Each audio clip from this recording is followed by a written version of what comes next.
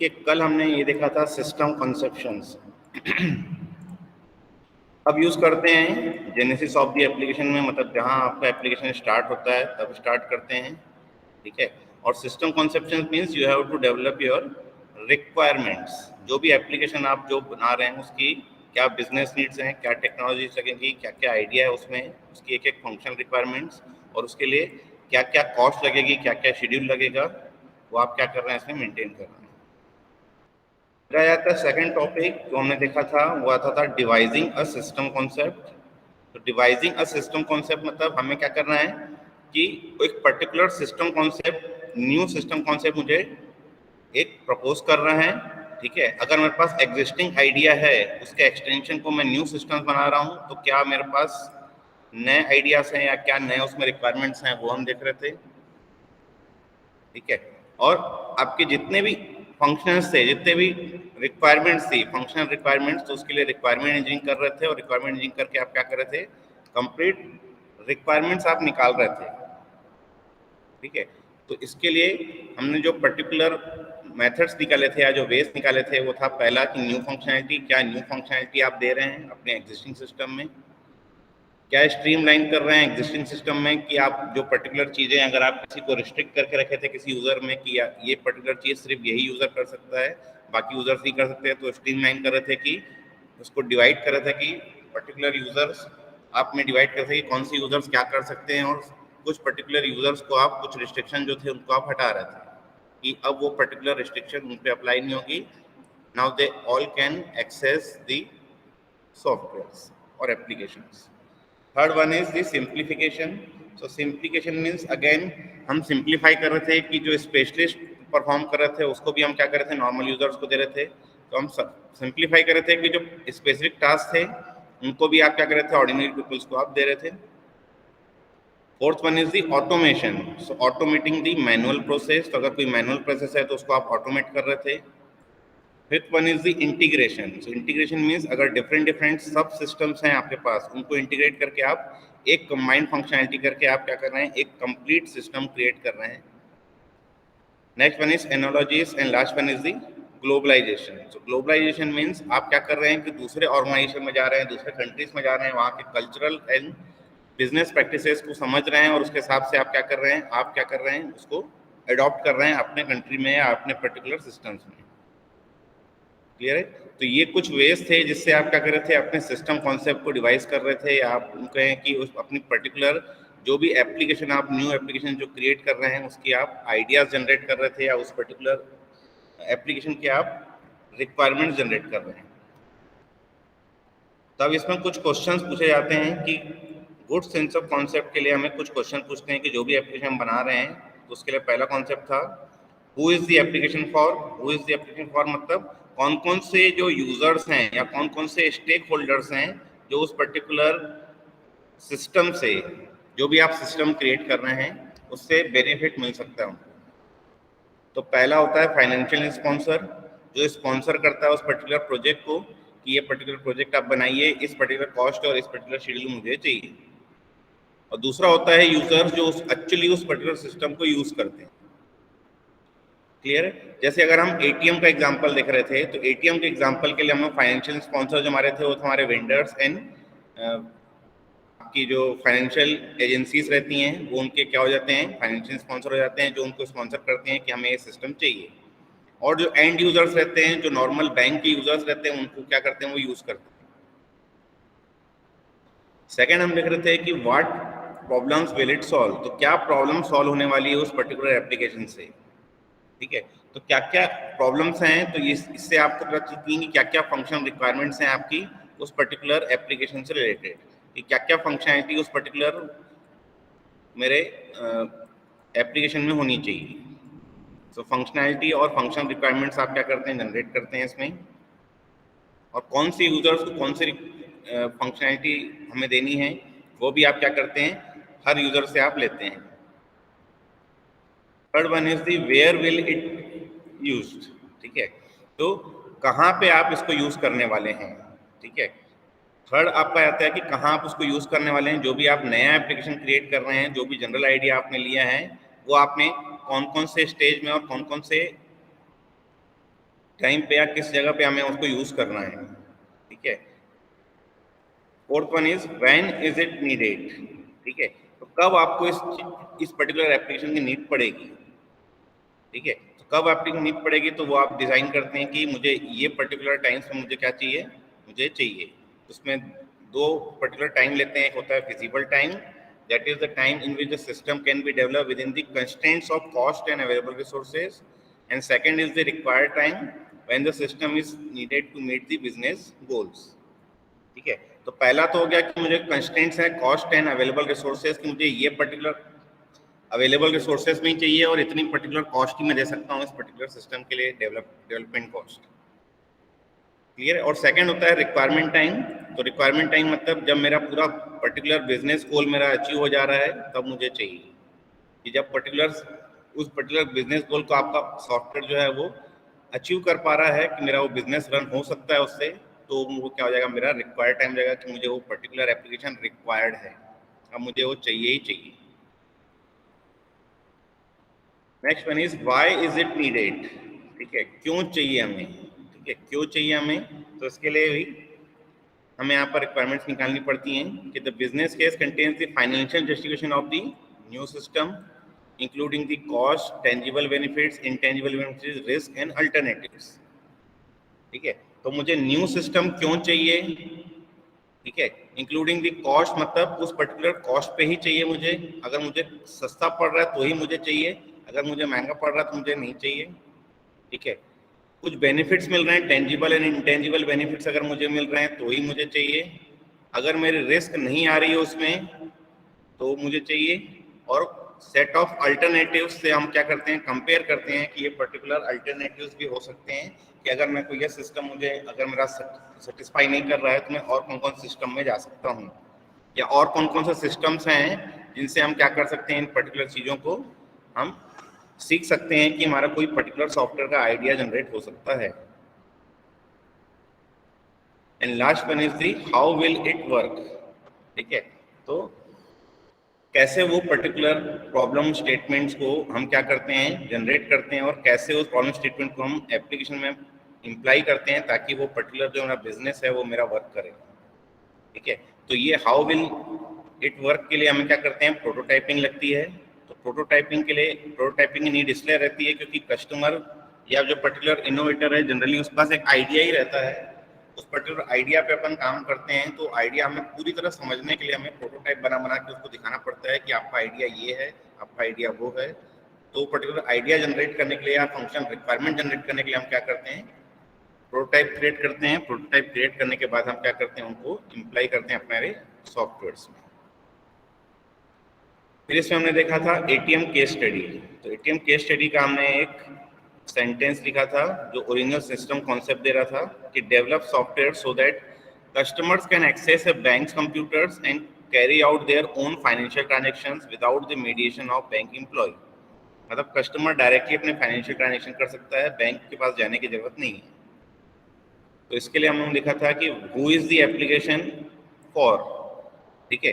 तो किसके लिए ये एप्लीकेशन आप बना रहे हैं, तो इसके लिए दो हमने यूजर देखे थे, एक फाइनेंशियल एडवाइजर और दूसरा एंड यूजर। तो यहाँ फाइनेंशियल एडवाइजर के लिए मिल रहा है आपको या तो वेंडर या तो आपको मिल रहा है लार्ज फाइनेंशियल कंपनी, ठीक है, जिसको ये पर्टिकुलर कॉस्ट और ये पर्टिकुलर चीजें चाहिए, विद इन दी कॉस्ट मुझे चाहिए और वो पर्टिकुलर सॉफ्टवेयर मुझे चाहिए ताकि वो अपना बिजनेस रन कर सके, अपने पर्टिकुलर बैंक्स के साथ जाके वो पार्टनरशिप में वो क्या कर सकते हैं, अपना बिजनेस रन कर सकते हैं कि मुझे उतना पर्टिकुलर प्रॉफिट मिलेगा उससे, क्लियर है। तो ये दो पर्टिकुलर मेरे क्या हो गए, फाइनेंशियल एडवाइजर्स हो गए, vendor and large financial company, और दूसरा हो गया हमारा एंड यूजर, ठीक है। तो यहाँ कहीं लिखा हुआ कस्टमर,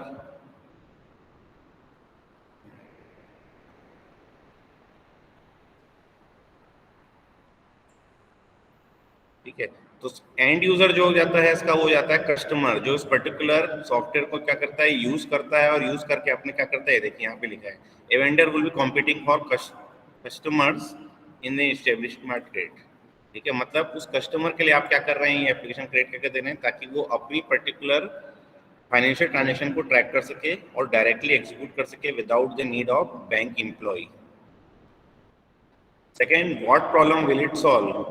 तो तो यही प्रॉब्लम हमारी स्टेटमेंट यही थी कि वो पर्टिकुलर जो पेपर वर्क हो रहा था या जो पर्टिकुलर कस्टमर जो है वो उस पर्टिकुलर बैंक एम्प्लॉय के पास जा रहा था और अपने फाइनेंशियल ट्रांजेक्शन्स को पूछ रहा था कि मेरे क्या क्या फाइनेंशियल ट्रांजेक्शन्स हुए हैं, वो चीज़ें हमें इसमें क्या करनी, मिनिमाइज करनी है और एक सिस्टम देना है ताकि वो डायरेक्टली यूज कर सके उस पर्टिकुलर सॉफ्टवेयर से और डायरेक्टली अपने फाइनेंशियल ट्रांजेक्शन देख सके।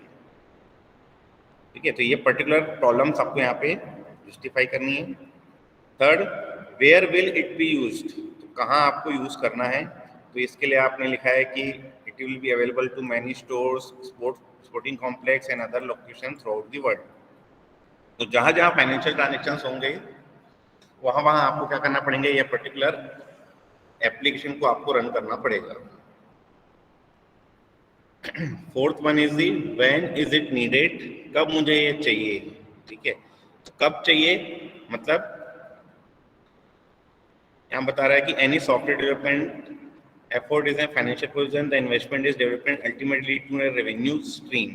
तो जब चाहिए जब मुझे उससे कुछ रेवेन्यू जनरेट हो रहा हो। अगर मेरे पास उससे कोई रेवेन्यू जनरेट नहीं हो रहा है तो मैं उसको यूज नहीं करूँगा। क्लियर है। अगर कोई उसमें अपना कॉस्ट लगा रहा है कि मुझे एक एप्लीकेशन चाहिए तो वो अपने बिजनेस नीड के लिए ही लगा रहा है कि उस पर्टिकुलर एप्लीकेशन से उसको कोई ना कोई बेनिफिट या कोई ना कोई प्रॉफिट हो रहा हो तभी वो पर्टिकुलर एप्लीकेशन को यूज करेगा, अदरवाइज को यूज नहीं करेगा। Why is it needed? So there are many reasons why a vendor might decide to build a software product. If any companies are making money with similar products, there is an economic incentive to participate. तो vendor क्यों ये चाहता है application, क्योंकि other companies ऐसे similar products use कर रही हैं, तो ये वेंडर भी चाहता है कि वो भी क्या करे, अपने बैंक के लिए या अपने पर्टिकुलर सेट ऑफ बैंक्स के लिए क्या करे, एक पर्टिकुलर प्रोडक्ट लॉन्च करे जिससे उसको भी कुछ पर्टिकुलर प्रॉफिट हो।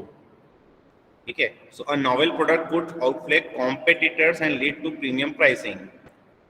तो अगर आपको कोई पर्टिकुलर एग्जिस्टिंग प्रोडक्ट में कुछ खामी नजर आ रही है कि ये चीजें कस्टमर को नहीं मिल पा रही है और आप उसको ओवरकम करके नया एप्लीकेशन क्रिएट कर दे रहे हैं, तो आप उसको क्या कर सकते हैं, कंपटीशन में ला सकते हैं और आप प्रीमियम प्राइसिंग रख सकते हैं कि जिससे आपको ज्यादा बेनिफिट मिले। क्लियर है। तो ये डिसाइड किया जाता है कि जो पर्टिकुलर आइडिया लिया गया है वो आइडिया कितना नया है। Next one is how will it work. How will it work के लिए आपने क्या किया है कि कैसे उसको उस पर्टिकुलर आइडिया को मुझे वर्क कैसे कराना है। तो इसके लिए 3 टायर आर्किटेक्चर प्रपोज किया जाता है, जिसमें पहला टायर जो रहता है होता है यूआई, सेकेंड जो रहता है वो होता है programming logic and third one जो होता है डेटाबेस प्रोग्रामिंग। ठीक है, तो ये 3 टायर हैं, UI, programming logic and then database handling. फिर इसमें ये बोलता है कि प्रोग्रामिंग लॉजिक को भी आप अदर पार्ट में डिवाइड कर सकते हैं, अदर टेक्नोलॉजीज में अपग्रेड कर सकते हैं, अदर प्रोग्रामिंग लॉजिक्स में डिवाइड कर सकते हैं। कि एक पर्टिकुलर प्रोग्रामिंग लॉजिक को अगर हमें अप्लाई करना है तो उसके लिए हमें ये पर्टिकुलर टेक्नोलॉजीज लगेंगी, एक पर्टिकुलर प्रोग्रामिंग लॉजिक्स हम इसमें लगा सकते हैं। फिर आ जाते हैं प्रिपेयरिंग ए प्रॉब्लम स्टेटमेंट। जो भी पर्टिकुलर प्रॉब्लम स्टेटमेंट है उनको हमें क्या करना है, प्रिपेयर करना है, ताकि उसको हमें क्या करना है, अप्लाई करना है हमारे उस पर्टिकुलर एप्लीकेशन जो हम क्रिएट कर रहे हैं उसके लिए हम प्रॉब्लम स्टेटमेंट जनरेट कर रहे हैं। तो जब आपके पास रॉ आइडिया आ जाता है तो आप कुछ हाई लेवल आंसर्स जो आपने अभी पूछे हैं उनको आंसर्स करने के बाद आपको क्या करनी है, रिक्वायरमेंट स्टेटमेंट जनरेट करनी है। ठीक है, so through out development you should distinguish among requirements, design and implementation. ठीक है, तो रिक्वायरमेंट्स, डिजाइन और इम्प्लीमेंटेशन चीजों को आपको क्या करना है, डिस्टिंग्विश करना है कि क्या मेरा रिक्वायरमेंट क्राइटेरिया है, क्या मेरा डिजाइन क्राइटेरिया है और क्या मेरा इम्प्लीमेंटेशन क्राइटेरिया है। क्लियर है। तो requirement means it describes how the system behaves from the user's point of view. User क्या चाहता है वो आपकी रिक्वायरमेंट हो गई। Next is the design decisions are engineering choices that provide the behaviour of the specified by the requirements. मतलब अब हमारी डिजाइन डिसीजंस मतलब अब इंजीनियरिंग चॉइसेस हो गई कि मुझे उसको ऑब्जेक्ट ओरिएंटेड डेवलपमेंट करना है कि मुझे नॉर्मल डेवलपमेंट करना है। ठीक है, जैसे सॉफ्टवेयर डेवलप्स होते हैं तो 2 तरीका होता है, या तो हम ऑब्जेक्ट ओरिएंटेड टेक्नोलॉजी में जाएं या तो हम अदर टेक्निक्स में जाएं। ठीक है, तो डिजाइन डिसीजंस में डिसाइड होता है कि हमें कौन से पर्टिकुलर मॉडल्स को ऑब्जेक्ट ओरिएंटेड वे में बनाना है, कौन से मॉडल को हमें किसी पर्टिकुलर टेक्नोलॉजी में बनाना है, कौन सी पर्टिकुलर टेक्नोलॉजी बनाना है। तो उनके लिए अलग अलग डिजाइन होते हैं, अलग अलग उनके डिजाइन डिसीजंस होते हैं। So for example, some design decisions are how the internal linkages are routed. तो internal linkages के लिए आप internally data structures and algorithms maintain करते हैं कि आपका जो data है वो कैसे एक दूसरे से link होगा, एक मॉड्यूल से दूसरे मॉड्यूल में कैसे link होगा. सेकेंड होता है आपका how the engine is controlled, अगर कोई इंजन है तो उसको कंट्रोल कैसे करना है हमें. And white kind of brake pads और ऑन द व्हील्स. तो ये पर्टिकुलर कार का एक चीज पर्टिकुलर दिया गया है कि कार का अगर एग्जांपल दिया जाए तो उसके लिए इंटरनल लिंकेज कैसे राउट होंगे कि अगर आपने कोई ब्रेक दबाया तो कैसे ब्रेक लगनी चाहिए, अगर आपने कुछ एक्सीलरेट किया तो कैसे एक्सीलरेट होना चाहिए, इंजन कैसे कंट्रोल होना चाहिए, ब्रेक पैड्स जो व्हील्स में है वो किस टाइप के होने चाहिए. तो ये सब उसके होते हैं design decisions. And then implementation deals with the ultimate realization of the programming code. ठीक है, तो implementation मतलब आप क्या कर रहे हैं, आप उसको implement कर रहे हैं अपने प्रोग्रामिंग कोड में. ये तीनों चीजों को आपको क्या करना है यहाँ पर स्पेसिफाई करना रहता है कि these are my requirement statements, कि पर्टिकुलर रिक्वायरमेंट का स्कोप क्या है, व्हाट इज नीडेड, क्या चाहिए मुझे, क्या एप्लीकेशन कॉन्टेक्स्ट है, क्या एज्यूम्शंस हैं, क्या परफॉर्मेंस नीड्स हैं. ये मेरी हो गई सब रिक्वायरमेंट, जिसमें ये सब आ जाती है मेरी फंक्शनल रिक्वायरमेंट में और परफॉर्मेंस रिक्वायरमेंट आ जाती है मेरी नॉन फंक्शनल रिक्वायरमेंट. फिर आ जाती है डिज़ाइन डिसीजंस. तो डिज़ाइन डिसीजन मतलब क्या जनरल अप्रोच यूज़ की जा रही है, क्या एल्गोरिथम यूज़ किया जा रहा है, क्या डेटा स्ट्रक्चर्स यूज़ किए जा रहे हैं उसके लिए, क्या क्या आर्किटेक्चर्स यूज़ किए जा रहे हैं, क्या क्या ऑप्टिमाइजेशंस किए जा रहे हैं, और क्या क्या कैपेसिटी प्लान की जा रही है कि कितने पर्टिकुलर कैपेसिटी के लिए वो पर्टिकुलर चीज़ रन होगी. जैसे अगर कार का एग्जांपल है तो कार की कैपेसिटी क्या होनी चाहिए, कितने पर्टिकुलर पर्सन उसमें बैठ सकते हैं, या कितने पर्टिकुलर कैपेसिटी का टॉर्क जनरेट कर सकता है वो. तो ये हो जाते हैं उसके डिज़ाइन डिसीजंस. इम्प्लीमेंटेशन डिसीजंस अगर हम देखें तो किस प्लेटफॉर्म में उसको हमें चलाना है, क्या हार्डवेयर स्पेसिफिकेशन होने चाहिए, क्या सॉफ्टवेयर लाइब्रेरीज होनी चाहिए, और क्या क्या इंटरफेस स्टैंडर्ड्स होने चाहिए उस पर्टिकुलर इम्प्लीमेंटेशन में. तो इसके लिए हमने एटीएम की केस स्टडी देखी थी. उस एटीएम केस स्टडी का एक प्रॉब्लम स्टेटमेंट हमें एग्जाम में पूछा जा सकता है कि एटीएम केस स्टडी के लिए आप एक प्रॉब्लम स्टेटमेंट डिवाइस कीजिए. ठीक है, तो ये एक जनरल डायग्राम आपने क्रिएट किया, जिसको देख के आप पर्टिकुलर एटीएम की केस प्रॉब्लम स्टेटमेंट आप लिख सकते हैं कि हमारे पास कुछ एंड यूजर्स हैं जिसको हम कस्टमर्स कह सकते हैं. ठीक है, तो कस्टमर्स एटीएम यूज कर रहे हैं. ATMs are connected to central computers. Central computers are also connected to every bank computers जिस particular बैंक के ATMs को वो डील कर रहा है. And bank computers are linked with individual customers accounts. ठीक है, now bank computers are also connected to cashier stations and a set of cashiers are responsible for that particular transactions on that particular account. ये यहाँ पे आपको पूरा problem statement generate करना है कि design the software to support a computerised banking network including both human and cashiers and automatic teller machines. तो मतलब ह्यूमन के लिए बनाना है एंड कैशियर्स के लिए बनाना है और एटीएम मशीन बनाना है. To be shared by consortium of banks, मतलब कुछ सेट ऑफ बैंक्स है जिसके लिए आप ये क्या कर रहे हैं, चीज़ें बना रहे हैं. And each bank provides its own computer to maintain its own account and process transactions against them. तो हर पर्टिकुलर बैंक के पास अपना एक कंप्यूटर है जो अपने अकाउंट को मैनेज कर रहा है और उसके ट्रांजेक्शंस को क्या कर रहा है, प्रोसेस कर रहा है. And cashier stations are owned by individual banks and communicate directly with their own bank's computers. Cashier जो स्टेशन है वो इंडिविजुअल बैंक के होंगे. ठीक है, तो कैशियर स्टेशन बैंक के होंगे और सेट ऑफ बैंक्स के लिए आप क्या कर रहे हैं, एटीएम मशीन जनरेट कर रहे हैं. And human cashiers inter account and transaction data. तो ह्यूमन कैशियर के लिए आपको क्या करना है कि वो अकाउंट नंबर और ट्रांजेक्शन डेटा किस पर्टिकुलर कस्टमर का है वो आपको बताना है. Now ATM communicate with N central computer that clears the transaction with the appropriate banks. तो एटीएम कंप्यूटर, इसमें देखिए हमने यहाँ पे क्या किया है, एटीएम कनेक्ट किया है सेंट्रल कंप्यूटर से जो उस पर्टिकुलर बैंक के कंप्यूटर से कनेक्ट कर रहा है, जो हमके पर्टिकुलर ट्रांजेक्शन्स को डिनोट कर रहा है कि ये पर्टिकुलर ट्रांजेक्शन इस पर्टिकुलर बैंक में हो रहा है. And an ATM machine accepts the cash card, interacts with the user, communicates with the central control system to carry out the transaction, dispense cash and prints receipts. तो transaction भी करना है, dispense cash भी करना है और receipt भी print करना है. ये पर्टिकुलर फंक्शनैलिटी हो गई हमारी एटीएम मशीन की. And the system requires appropriate record keeping and security provisions. तो रिकॉर्ड कीपिंग भी होनी चाहिए कि वो पर्टिकुलर जैसे रिसिप्ट निकल रही तो उसका एक रिकॉर्ड होना चाहिए कि ये पर्टिकुलर कस्टमर ने ये पर्टिकुलर ट्रांजेक्शन किया है, और सिक्योरिटी प्रोविजंस भी होना चाहिए कि उस पर्टिकुलर एटीएम को हैक करके आप उससे मशीन मनी नहीं निकाल सकते। And the system must handle concurrent access to the same account correctly. तो कॉन्करेंट एक्सेस भी होने चाहिए ताकि दो यूजर एक साथ भी उसको यूज कर सकें एक same account. So the banks will provide their own software for their own computers. तो हर बैंक के पास अपना एक क्या है, एक बैंक कंप्यूटर है, उसके लिए अलग सॉफ्टवेयर डिजाइन होगा। So you are to design the software for ATMs and the network. आपको सिर्फ और सिर्फ ATM मशीन के लिए, ये जो ATM मशीन्स हैं इनके लिए सॉफ्टवेयर बनाना है, और उनके लिए सेंट्रल कंप्यूटर के बीच का जो नेटवर्क है उसके लिए आपको सॉफ्टवेयर डिजाइन करना है कि वो पर्टिकुलर ATM कौन से कंप्यूटर से कनेक्टेड है वाया विच नेटवर्क।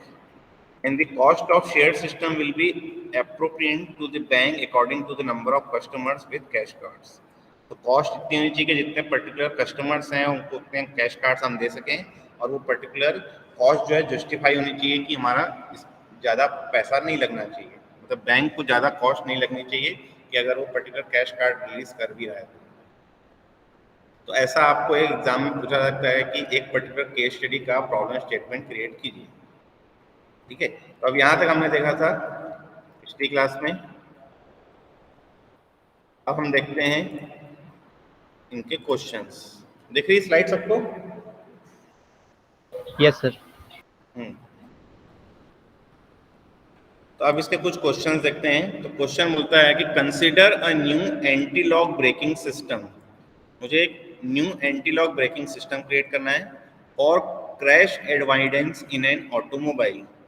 ठीक है, क्रैश अवॉइडेंस इन ऑटोमोबाइल मतलब अगर कोई क्रैश होता है तो उसको अवॉइड करना है कि वो पर्टिकुलर क्रैश ना हो या एक्सीडेंट ना हो। So elaborate the following high level questions and explain your answers. तो इस पर्टिकुलर सिस्टम के लिए ये जो सिस्टम दिया है new anti lock braking system, इसके लिए हाई लेवल क्वेश्चंस हम पूछ रहे हैं, उसके आंसर्स आपको देने हैं। पहला, who is the application for, what, who are the stakeholders and estimate how many persons in your country are potential customers. ठीक है, तो पहला चीज पूछा जा रहा है कि एप्लीकेशन किसके लिए बनाया जा रहा है, क्या क्या उसके स्टेक होल्डर्स हैं, और एस्टिमेट कीजिए कि कितने परसेंट जो है उसके पोटेंशियल कस्टमर हो सकते हैं। Second, identify 3 features that should be included and 3 features that should be omitted, मतलब that should not be included. ठीक है, मतलब ऐसी चीजें जो मुझे इंक्लूड करनी है और ऐसी चीजें मुझे इंक्लूड नहीं करनी है इस सिस्टम में। Third, identify 3 system with it must work, मतलब ऐसे कोई 3 सिस्टम्स बताने हैं आपको जहाँ पे ये पर्टिकुलर चीज़ों को आप यूज कर सकते हैं। And what are 2 of the largest risk factors, क्या क्या रिस्क आ सकती हैं इस पर्टिकुलर सिस्टम में। ठीक है, तो ऐसा क्वेश्चन एग्जाम में पूछा जा सकता है। तो पहला देखते हैं कि who is the application for, who are the stakeholders and estimate how many person in your country are potential customers. जिसके लिए हम बोलते हैं कि an anti lock braking system could target the mass market if the anti lock system are inexpensive and safer than current technology, it could be government mandated. मतलब अगर ये inexpensive है, मतलब कम खर्चे में बन रहा है और सेफर है करंट टेक्नोलॉजी से, तो उसको हम क्या करते हैं, गवर्नमेंट मैंडेटेड करते हैं। And installed on all cars, मतलब जितनी भी कार्स हैं सबको हमें क्या कर देना है, इसमें ये पर्टिकुलर एंटी-लॉक ब्रेकिंग सिस्टम डाल देना है, जिसको हम ABS बोलते हैं। ठीक है, तो ये एंटी-लॉक ब्रेकिंग सिस्टम हमें क्या करना है, अगर वो इनएक्सपेंसिव है और करंट जो टेक्नोलॉजी है उससे ज़्यादा सेफ है, तो उसको हम गवर्नमेंट मैंडेटेड कर देते हैं कि गवर्नमेंट उसको हर कार में इंस्टॉल करने का एक रूल निकाल दे।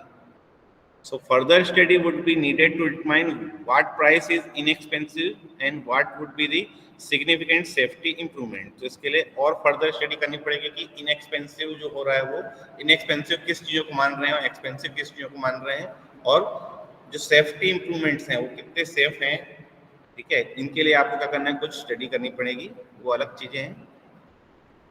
सो there are several stakeholders. तो पहला चीज जो था कि किसके लिए आप बना रहे हैं, who is the application for, तो पहला चीज हो गई। दूसरा है कि what, who are the stakeholders. तो स्टेक होल्डर्स के लिए हम बोल रहे हैं कि there would be several stakeholders auto customers would expect improve safety and minimal detriment to drivability. तो जो ऑटो के कस्टमर्स हैं उनको हमें इम्प्रूव सेफ्टी देनी है और मिनिमम डेट्रीमेंट देना है हमें ड्राइविलिटी की। मिनिमम उसको क्या करना है, ड्राइविलिटी में ध्यान देना जरूर है, जिसमें वो क्या करे कि अगर रैश ड्राइविंग भी करे तो भी वो पर्टिकुलर चीज़ें उसको ऑटोमेटिकली ब्रेकिंग सिस्टम लग जाए, कहीं अगर कोई एक्सीडेंट हो रहा है तो वो नहीं होना चाहिए। And auto manufacturers would want to minimize the cost and quantify the benefits so they could tout the technology in their advertising। तो जो ऑटो मैन्युफैक्चरर्स हैं वो चाहते हैं कि ये कम कॉस्ट में बने और उसको ज़्यादा ज़्यादा बेनिफिट मिले, ताकि वो अपने पर्टिकुलर प्रोडक्ट में उसको ये दे सके और उसकी एडवर्टाइज कर सके कि मेरे इस पर्टिकुलर ऑटोमोबाइल में या इस पर्टिकुलर कारों में मैंने क्या किया है, ये पर्टिकुलर टेक्नोलॉजी मैंने यूज़ की है। And the government would be looking for a statistical safety improvement without compromising fuel efficiency। ठीक है, तो इसके जो 3 स्टेक होल्डर्स निकाले गए हैं, पहला है आपका ऑटो कस्टमर्स, सेकंड आ जा रहा है आपका ऑटो मैन्युफैक्चरर्स और थर्ड आ जा रहा है आपका government.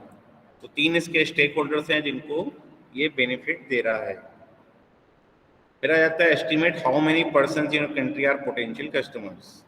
So if the new system are inexpensive, work well and did not hurt drivability, all car owners can be potential customers। अगर वो सस्ते में पड़ रहा है, सही वर्क कर रहा है और उसकी ड्राइवरेबिलिटी मतलब अगर वो ड्राइव कर रहा है तो उसमें कोई ज़्यादा फर्क नहीं पड़ रहा है, तो सारे कार ओनर्स को हम क्या कर सकते हैं, हम पोटेंशियल कस्टमर्स कह सकते हैं। एंड अगर वो एक्सपेंसिव है, अगर इनएक्सपेंसिव है तो ये हो गया, अगर एक्सपेंसिव है तो expensive anti lock system could be premium option on high end cars. तो अगर एक्सपेंसिव हो जा रहा है तो उसको हम हाई एंड कॉर्स के लिए हम क्या करेंगे, उसको प्रीमियम ऑप्शन मान सकते हैं। क्लियर है? तो जो भी हाई एंड कार लेंगे वो मेरे पोटेंशियल कस्टमर्स हो जाएंगे, और अगर इनएक्सपेंसिव है तो वो हमारे सारे के सारे कार ओनर्स मेरे पोटेंशियल कस्टमर्स हो सकते हैं इस पर्टिकुलर सिस्टम के। सेकेंड देखते हैं कि identify 3 features that should be included and 3 feature that should be omitted. तो डिजायरेबल फीचर्स मतलब जो होने चाहिए वो क्या होने चाहिए, first effective prevention of brake locking, second ability to detect excessive brake wear and third acquisition of data to facilitate auto maintenance. ये 3 चीजें मेरे यहाँ पे होनी चाहिए, और जो नहीं होनी चाहिए वो क्या होना चाहिए, रिड्यूस फ्यूल इफिशियंसी। मेरी अगर मैं ये चीज़ लगाता हूँ अपने पर्टिकुलर ऑटोमोबाइल में तो मेरी फ्यूल इफिशियंसी जो है वो रिड्यूस नहीं होनी चाहिए। सेकेंड रिड्यूस ड्राइवेबिलिटी मतलब ड्राइवेबिलिटी मतलब मेरा अगर मैं चलाने का जो तरीका है उसमें कोई फर्क नहीं पड़ना चाहिए।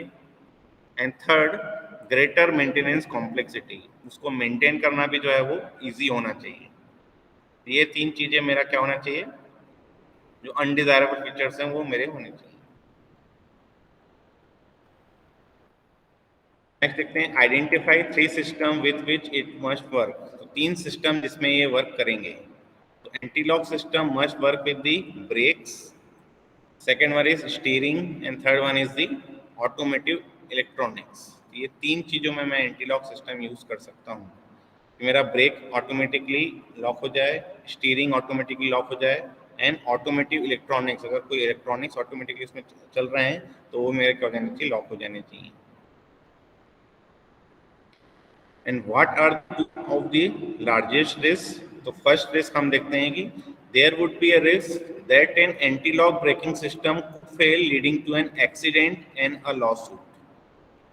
तो एक रिस्क ये हो सकता है कि आप कुछ पर्टिकुलर ऑटोमोबाइल को चला रहे हैं, उसमें ये पर्टिकुलर सिस्टम को आपने अप्लाई किया हुआ है और वो फेल हो जाए।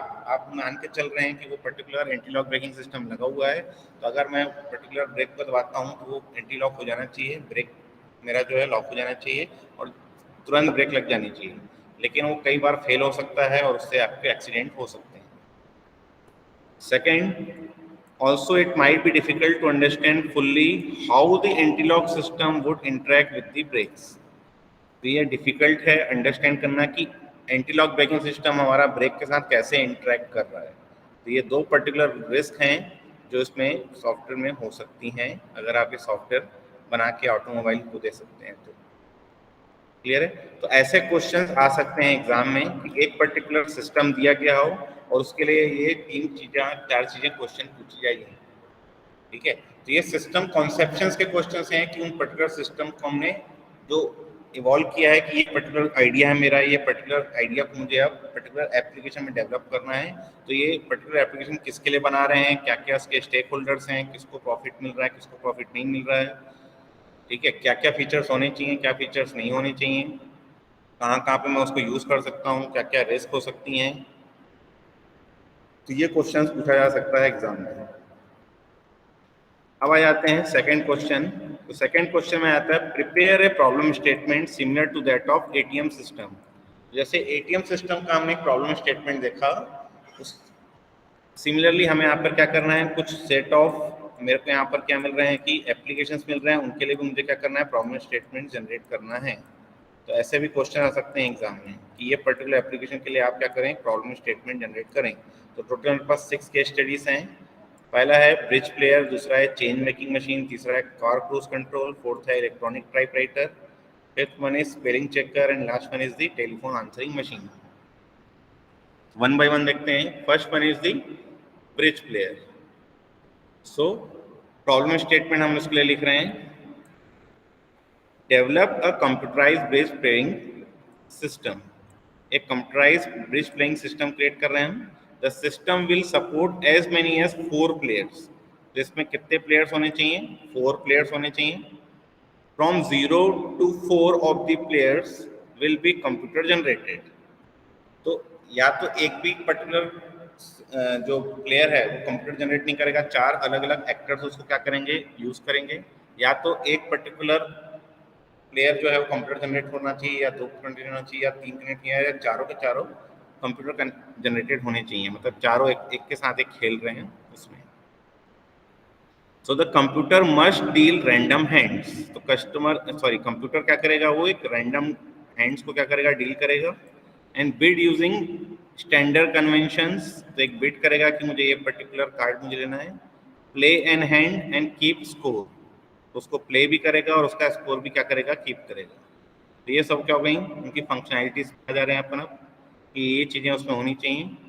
All computer generated opponents must be honest and not take advantage of any knowledge of the hidden cards of the opponents. तो कंप्यूटर जनरेटेड ओपोनेंट्स हैं तो वो ऑनेस्टली पे होने चाहिए, उनको पहले से जो आपने जो कार्ड लिया हुआ है, ठीक है, उनका हिडन नॉलेज उनको नहीं होना चाहिए। तो ये रिक्वायरमेंट दी गई है। Next one is there should be a setting for a level of difficulty which the human user can adjust. तो आपको उस पर्टिकुलर गेम में, जो ब्रिज प्लेयर गेम है, उसमें एक लेवल ऑफ डिफिकल्टी भी देनी है कि हम पहले लेवल पे पहुंच चुके हैं, सेकंड लेवल पहुंच चुके हैं, फोर्थ लेवल पहुंच चुके हैं, ठीक है? तो जैसे जैसे आप खेलते जाएंगे लेवल इंक्रीज होना चाहिए। And the program must have an excellent user friendly interface with high resolution colour graphics and quickly determines bits and place. तो ये आपकी क्या हो गई, डिजाइन रिक्वायरमेंट्स आ गई कि ये पर्टिकुलर एक्सेलेंट यूजर इंटरफेस होना चाहिए, हाई रिजोल्यूशन कलर ग्राफिक्स होना चाहिए, और क्विकली डिटरमाइन करना चाहिए कि आपका जो बिड और प्ले है उसकी परफॉर्मेंस रिक्वायरमेंट आपकी यहाँ पे बताई गई है। तो ये आपका डिजाइन डिसीजंस में आ गया है। And it is permissible for performance to degrade as the level of play becomes more difficult. तो इसमें ये भी परमिसिबल होना चाहिए कि अगर आपका परफॉर्मेंस जो है वो अगर डिग्रेड हो रहा है, अगर मतलब जैसे जैसे लेवल बढ़ते जा रहा है तो आप नहीं जीत पा रहे हैं, नहीं खेल पा रहे हैं, तो इसका मतलब है कि उसका आपको क्या करना है, उसके लेवल्स को क्या करना है, गिराना भी है आपको। So the system should keep an optional log in which it records the card dealt and the bids and play for a given name. तो सिस्टम के पास ऑप्शनल लॉग होना चाहिए कि वो कौन कौन से कार्ड को डील कर चुका है, कौन कौन सी बिड हो चुकी है और क्या क्या प्ले हो चुका है। The system should also accept a predefined deal and bid and play list. This is useful for studying the fine details of the bridge game. तो सिस्टम को ये सब भी आपको क्या करना है, ट्रैक करना पड़ेगा कि जो प्रीडिफाइंड डील्स हैं, क्या क्या बिड की गई हैं, क्या क्या प्लेलिस्ट हो चुकी हैं, जो उस पर्टिकुलर ब्रिज गेम को सिस्टम को भी क्या करना है, अंडरस्टैंड करवाना है कि वैसे वो पर्टिकुलर गेम आगे प्रोसीड करेगा। So this is the requirement or problem statement for bridge player game. तो ऐसा एग्जाम में क्वेश्चन आएगा तो बनना चाहिए। सेकेंड आ जाते हैं चेंज मेकिंग मशीन। सो प्रॉब्लम स्टेटमेंट देखते हैं इसके लिए कि problem statement is design the software for a machine that accepts paper currency and returns change. मतलब एक पेपर करेंसी वो एक्सेप्ट करेगा, मतलब this is the input and this is the output, कि उसको क्या मिलना चाहिए, चेंज मिल जानी चाहिए उसको। Important design goals in order to importance of, तो यहाँ पे आप डिजाइन डिसीजंस दे रहे हैं। पहला है कि rejection of counterfeit and foreign currency, अगर आप कोई पर्टिकुलर गलत करेंसी डाल रहे हैं या फॉरेन करेंसी डाल रहे हैं तो उसको क्या कर देना चाहिए, वो इमीडिएटली रिजेक्ट कर देना चाहिए। सेकेंड, डिटर्मिनेशन ऑफ डिमोनिशंस, मतलब उसको चेंज बनानी है, जो उस पर्टिकुलर, जैसे आपने 100 का नोट डाला है तो उसको कितने 50 के नोट निकालने हैं, कितने 10 के नोट निकालने हैं, कितने 20 के नोट निकालने हैं, कितने 1 के सिक्के निकालने हैं, कितने 2 के सिक्के निकालने हैं, उनको डिटरमाइन कर लेना चाहिए बेस्ड ऑन दैट पर्टिकुलर जो भी आपने पेपर करेंसी डाली है। Next one is the correct dispensing of change. Correct dispensing of change मतलब जो करेक्ट चेंज है उसी को आपको डिस्पेंस करना है। ऐसे नहीं कि आपने 100 का नोट डाला और आपको 200 की चिल्लर मिल रही है। Next one is software versatility. तो वर्सैलिटी होना चाहिए आपका सॉफ्टवेयर, और लो कॉस्ट में क्या मिलना चाहिए। And this software may be custom return for a particular microprocessor chip. तो एक पर्टिकुलर माइक्रोप्रोसेसर चिप के लिए क्या करना है, आपको बनाना है। Versatility refers to the fact that the software must be configurable to a variety of conditions. ये जो वर्सैटिलिटी आप बता रहे हैं उसके लिए आप बता रहे हैं कि ये पर्टिकुलर जो सॉफ्टवेयर है वो कॉन्फ़िगरेशन होना चाहिए उस पर्टिकुलर चिप में, और वैरायटी ऑफ कंडीशंस के लिए भी वो क्या होना चाहिए, कॉन्फ़िगर होना चाहिए। And the software must be easy to reconfigure for international use with different types of currency. तो उसको अगर आप एक्सटेंड करते हैं कि अब वो सारी टाइप की करेंसी वो लेता है तो वो भी उस सॉफ्टवेयर में आपका करना रिकॉन्फ़िगर हम आगे कर सकते हैं। And different formulas for dispensing change, जिसके अंदर फार्मूलाज क्या लगा रहे हैं वो भी आपको यहाँ पर बताना पड़ेगा।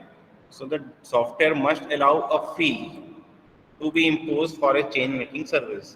तो सॉफ्टवेयर में कुछ पर्टिकुलर फी भी लगनी चाहिए कि अगर किसी ने 100 का चिल्लर लिया है तो 100 की जगह उसको 95 रुपीज़ रिटर्न करने में 5 रुपये उसका फी लेना है, कि उसमें 5 रुपये एज एन फी ले रहे हैं, जिससे कि जिसने भी इस सॉफ्टवेयर को बनाया है उसको कुछ तो प्रॉफिट मिलना चाहिए। तो प्रॉफिट के लिए वो क्या कर रहा है, फी क्या कर रहा है, जनरेट करवा रहा है कि सॉफ्टवेयर से एक पर्टिकुलर फी अमाउंट जो है उस पर्टिकुलर यूजर को मिलेगा या उस पर्टिकुलर वेंडर को मिलेगा, जो जिस वेंडर ने इस पर्टिकुलर मशीन को लगवाया है उस पर्टिकुलर जगह।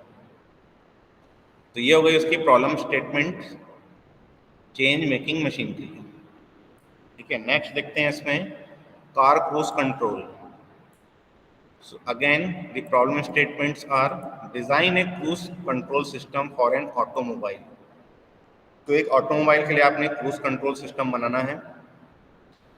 The control has 4 buttons. तो पहला बटन जो है वो है ऑन ऑफ का, दूसरा है सेट का, तीसरा है कोस्ट का, चौथा है रिज्यूम का। Once the control system is on, the driver accelerates to desired speed and presses set.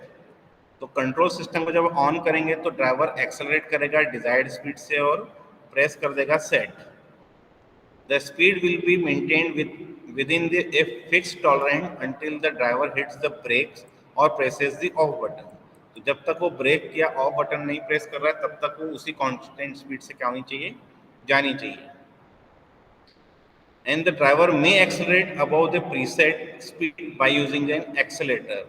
और अगर ड्राइवर एक्सेलेटर प्रेस कर रहा है मतलब उस पर्टिकुलर स्पीड से आगे भी वो क्या कर सकता है, अपनी स्पीड को इंक्रीज कर सकता है। So once the accelerator is release the car will resume the preset speed. अगर वो एक्सेलेरेटर छोड़ दे रहा है तो वापस वो जो पर्टिकुलर प्रीसेट सेट किया है उसने कि इस स्पीड में चलना है, उसी स्पीड में ऑटोमेटिकली वो कार मेरी चलनी चाहिए। And if the driver hits the brake, अगर ड्राइवर ब्रेक प्रेस करता है, then the cruise control is disabled until the driver presses the resume button, at which time the car will resume the preset speed. Again अगर वो break दबा रहा है तो क्या करेगा, ब्रेक दबाने से उसी कार का जो पर्टिकुलर कंट्रोल सिस्टम है वो डिसेबल हो जाना चाहिए, और डिसेबल होने के बाद क्या होना चाहिए, उस पर्टिकुलर जब उसको रिज्यूम करेगा तो उसको उस पर्टिकुलर प्रीसाइज स्पीड में वापस चले जाना चाहिए। And the driver holds the coast button, तो कोस्ट बटन का भी आपको इवेंट दिया हुआ है कि अगर कोस्ट बटन प्रेस करते हैं तो then the car will decelerate until the button is release at which point the car speed becomes the new desired speed। Push button दबा रहे हैं तो उसको क्या करना है, डी एक्सेलरेट करना है। एंड एब्रप्ट चेंजेस और oscillations in speed will be avoided.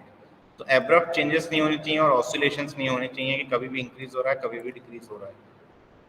तो ये एक पर्टिकुलर सिस्टम है कार क्रूज कंट्रोल का जो एक प्रॉब्लम स्टेटमेंट में दिया हुआ है। अब ये जो पर्टिकुलर प्रॉब्लम स्टेटमेंट दिया है, इस प्रॉब्लम स्टेटमेंट में इतनी सारी इंफॉर्मेशन दी है, इसके लिए आपको एग्जाम में स्टेट डायग्राम भी पूछ सकता है, क्योंकि इसमें आपको इवेंट भी दिए हुए हैं और उस पर्टिकुलर इवेंट में क्या पर्टिकुलर एक्टिविटी है वो भी दी गई है। तो इसके लिए आपको स्टेट डायग्राम भी पूछा जा सकता है exam. Next one is electronic typewriter. तो इलेक्ट्रॉनिक टाइपराइटर के लिए भी क्या किया जा रहा है कि प्रॉब्लम स्टेटमेंट दी गई है। So design the software and hardware for an electronic typewriter. The typewriter only has to support the standard quality arrangement. तो एक क्वालिटी अरेंजमेंट होना चाहिए उस टाइपराइटर में। Keys that are not letters and numbers are arranged in a manner that seems most appropriate। तो ऐसे particular keys जो letter नहीं हैं और जो नंबर हैं तो उसको ऐसे अरेंज करना है कि वो अप्रोप्रिएटली वर्क करें। Next one is the cost of the typewriter is paramount, that is intentions are to aim for the low end of the marketplace. मतलब कॉस्ट जितनी ज़्यादा मिनिमाइज हो सकती हैं उतने मिनिमम कॉस्ट में मुझे क्या करना है, ये बनाना है। The power supply needs only handle the standard 120 volt of North America। तो ये पर्टिकुलर चीज़ें लिखी गई हैं कि ये पावर सप्लाई जो होनी चाहिए 124 वोल्ट ऑफ नॉर्थ अमेरिका के ऊपर नहीं जानी चाहिए, उतना ही आपको पावर देना है। ये एक डिज़ाइन रिक्वायरमेंट्स दे दी गई है। And colour of the typewriter is irrelevant, मतलब कलर आप कुछ भी दे सकते हैं। Choose an inoffensive colour that is inexpensive. तो ऐसा कलर आप लेंगे जो कम कॉस्ट में बने, जो एक्सपेंसिव नहीं होने चाहिए। The typewriter should be lightweight and easy to assemble. तो लाइट वेट होना चाहिए, इजी टू असेंबल होना चाहिए। It need not be easy to repair, ठीक है, और इजीली वो रिपेयर नहीं होना चाहिए। It need not be easy to repair. The typewriter should have an one line electronic display. तो एक लाइन का इलेक्ट्रॉनिक डिस्प्ले होना चाहिए उसमें। And the line does not print until the carriage return is placed, ठीक है। तो जब तक मैं कैरेज रिटर्न प्रेस नहीं करूं, एंटर की प्रेस नहीं करूं, तब तक वो लाइन मेरी प्रिंट नहीं होनी चाहिए। So this buffering simplifies correction of minor typing errors. तो जब तक मैं कैरेज रिटर्न नहीं करूंगा तब तक वो बफर करेगा। अगर वो बफर में जैसे जो चीज़ें रखी गई हैं उसको हम अगर चेंज करना चाहें तो हम चेंज भी कर सकते हैं। और जब हमें कैरेज रिटर्न प्रेस करूंगा तो उसका करेगा, उस लाइन को प्रिंट कर देगा। नेक्स्ट हम देखते हैं स्पेलिंग चेकर। तो स्पेलिंग चेकर के लिए मतलब मुझे एक स्पेल चेकर बनना है, हमारे एक सिस्टम बनाना है। So design a software for spelling checker. The spelling checker must find the incorrect words in a document and suggest corrections for all misspelled words. तो स्पेलिंग चेकर मतलब मेरे document में जो भी इनकरेक्ट वर्ड्स हैं उनके लिए क्या पर्टिकुलर सजेशन देना है, जो मिस स्पेल्ड वर्ड्स हैं वो हमें सजेस्ट कराना है। So the spelling checker must use a word dictionary, जिसके लिए एक वर्ड डिक्शनरी लगेगी। And a permit the user to add new words. तो एक परमिट लगेगा कि आप उसमें नए वर्ड्स को ऐड कर सकें। The software must run on PCs and integrate with a variety of word processors। तो सॉफ्टवेयर जो है वो पीसी में रन होना चाहिए और जितने भी वर्ड प्रोसेसर मार्केट में चल रहे हैं उनके साथ इंटीग्रेट होना चाहिए। It must be memory residence and easily activated with a few की स्ट्रोक्स। तो मेमोरी रेसिडेंट होना चाहिए, मतलब मेमोरी में वो पहले से होना चाहिए, और फ्यू की स्ट्रोक्स में क्या होना चाहिए, इजिली एक्टिवेट हो जाना चाहिए।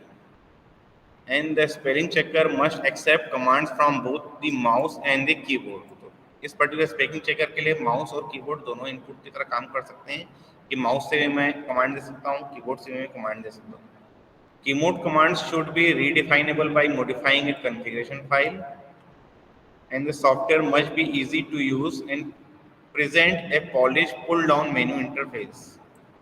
तो इजी टू यूज होना चाहिए एंड एक प्रेजेंटेड होना चाहिए push down menu interface, and it is important that this system occupy little memory as possible. तो जितनी कम से कम मेमोरी अगर बोले उतना कम से कम मेमोरी हमें क्या करना है उसमें देना है। क्लियर है? नेक्स्ट आ जाते हैं टेलीफोन आंसरिंग मशीन। तो टेलीफोन आंसरिंग मशीन के लिए हम प्रॉब्लम स्टेटमेंट लिख रहे हैं। So problem statement is design the software for telephone answering machine. The software must provide the following services as a minimum. First, answer the phone after predefined number of rings. तो कुछ particular number of rings के बाद वो answer करना start करेगा। Second, जैसे ही answer करेगा प्ले अ रिकॉर्डेड मैसेज, एक रिकॉर्डेड मैसेज बताएगा। Third, record the caller's message. तो प्री रिकॉर्डेड मैसेज के बाद वो कॉलर का मैसेज रिकॉर्ड करेगा। And fourth one is the hang up after predefined length of recording. तो एक पर्टिकुलर लेंथ ऑफ रिकॉर्डिंग मतलब आपको सिर्फ 2 ही मिनट की रिकॉर्डिंग देनी है कि जो पर्टिकुलर ऑटोमेटिक मशीन है वो सामने वाले कॉलर को क्या कर रहा है, 2 ही मिनट का रिकॉर्डिंग फैसिलिटी दे रहा है कि आप 2 मिनट में जितना भी मैसेज छोड़ना है आपको छोड़ दीजिए, उसके बाद वो बंद होना चाहिए। So the software should support remote dialing and identification by password to hear any recorded calls. The software should be suitable for burning into ROM. तो ROM में ऑटोमेटिकली बर्न करने के लिए ऐसा फैसिलिटी होनी चाहिए। ROM मतलब रीड ओनली मेमोरी। ठीक है, जैसे हमारे पास इसमें बायोस मेमोरी रहती है वैसे ही हर टेलीफोन में एक पर्टिकुलर रोम रहता है, उस रोम में वो क्या हो जाना चाहिए, इंटीग्रेट हो जाना चाहिए। As such, it is important that the software be small in size and extremely reliable. तो small size होना चाहिए और reliable होना चाहिए. Since it would be very costly to update the equipment once it is in customer's hand. तो अगर आपने किसी को टेलीफोन बेच दिया है ये पर्टिकुलर मशीन के साथ, आंसरिंग मशीन के साथ, तो अगर वो आंसरिंग मशीन फेल हो गई तो वो बहुत कॉस्टली पड़ जाएगा कि उसको अपडेट करना बहुत पॉसिबल रहेगा, क्योंकि रोम को अगर आपने एक बार बंद कर दिया तो वो रीड ओनली मेमोरी है। रीड ओनली मेमोरी को आप एक बार डालते हैं, बार बार नहीं डालते हैं। So the software must operate in real time, but early projections are that this goal is easy to make with modern microprocessors. तो मॉडर्न माइक्रो प्रोसेसर्स की जरूरत लग सकती है इसमें। मॉडर्न माइक्रो प्रोसेसर में ही आपको क्या करना है, बनाना है। And you may choose any CPU chip for developing the software that you choose, but the wholesale quality price of the CPU chip must be $10 or less. तो ये कॉस्ट रिक्वायरमेंट भी आपको बता दिया है कि जो पर्टिकुलर CPU चिप है उसको एक पर्टिकुलर सॉफ्टवेयर के लिए आप जो दिए हैं उसकी क्वांटिटी कितनी लगेगी और उसका कितना पर्टिकुलर कॉस्ट लगना चाहिए, कितने मिनिमम से मिनिमम कॉस्ट में वो बनाना है। ये पर्टिकुलर रिक्वायरमेंट्स जनरेट की गई हैं इस पर्टिकुलर सिस्टम के लिए। अब इनमें किसी में डाउट है तो बताइए। एग्जाम में आपको ऐसे क्वेश्चंस आएंगे कि प्रिपेयर अ सॉल्यूशन स्टेटमेंट, और ये जो कुछ क्वेश्चन दिए गए हैं ये ब्लाह की बुक से दिए हैं। ठीक है, आपको ये जो पर्टिकुलर सिस्टम्स दिए हैं इसमें कोई भी सिस्टम दिखा जा सकता है। For example library management system की चीज़ें भी आप पूछ ही सकती हैं कि इस पर्टिकुलर लाइब्रेरी सिस्टम के लिए आप क्या कीजिए, एक पर्टिकुलर सॉफ्टवेयर रिक्वायरमेंट जनरेट कीजिए या प्रॉब्लम स्टेटमेंट जनरेट कीजिए, तो बनना चाहिए। बन जाएंगे क्वेश्चंस ऐसे।